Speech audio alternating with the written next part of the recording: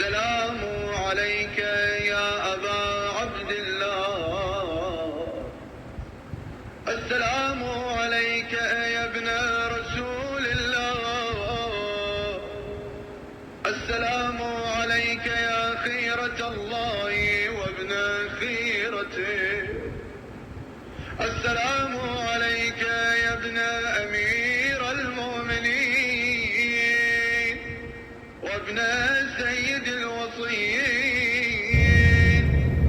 السلام عليك يا ابن فاطمة سيدتي نساء العالمين، السلام عليك يا ثار الله وابن ثاره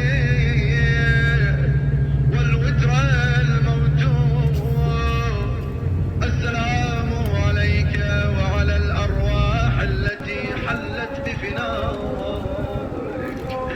وأناخت برحلك، عليكم مني جميعا سلام الله أبدا ما بقيت وبقي الليل والنهار. يا أبا عبد الله، لقد عظمت الرزية وجلت المصيبة بك علينا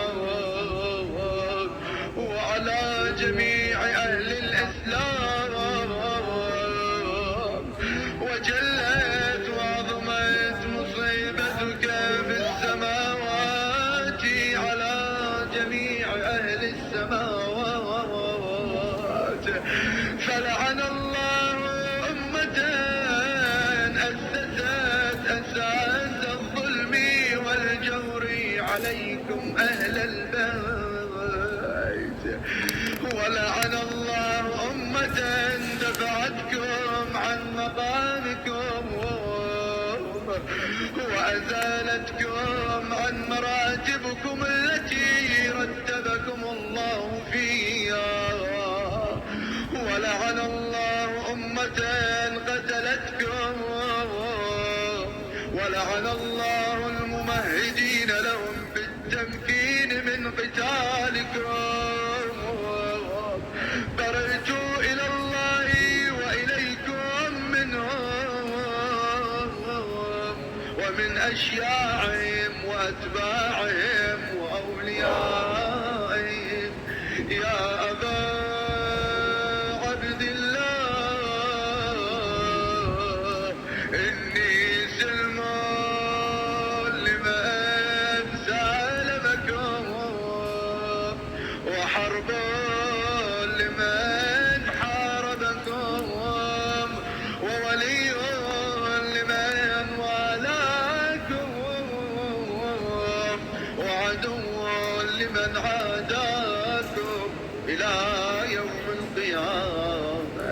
ولعن الله آل زياد وآل مروان، ولعن الله بني أمية قاطبة، ولعن الله عبد مرجانة،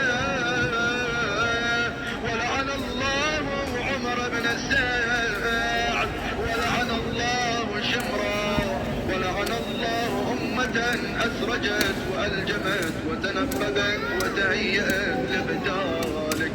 يا أبا عبد الله، بأبي أنت وأمي لقد عظم مصابي بك، فأسأل الله الذي أكرم مقامك وأكرمني بك أن يرزقني طلب ثارك مع إمام منصور من أهل بيت محمد صلى الله عليه وآله.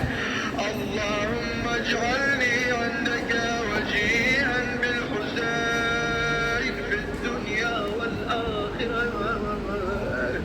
يا سيدي يا أبا عبد الله، إني أتقرب إلى الله وإلى رسوله وإلى أمير المؤمنين وإلى فاطمة رسولي وإليك بموالاتك وبالبراءة من أعدائك وممن قاتلك ونصب لك الحرب وبالبراءة ممن أسس أساس الظلم والجور عليكم أهل البيت وأبرأوا إلى الله وإلى رسوله ممن أسس أساس ذلك وبنى عليه بنيانه وجرى في ظلمه وجوره عليكم وعلى أشياعكم.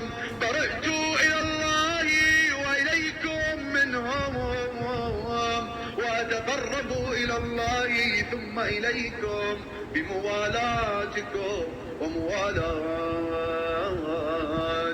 وليكم وبالبراءة من أعدائكم ومن الناصبين لكم الحرب.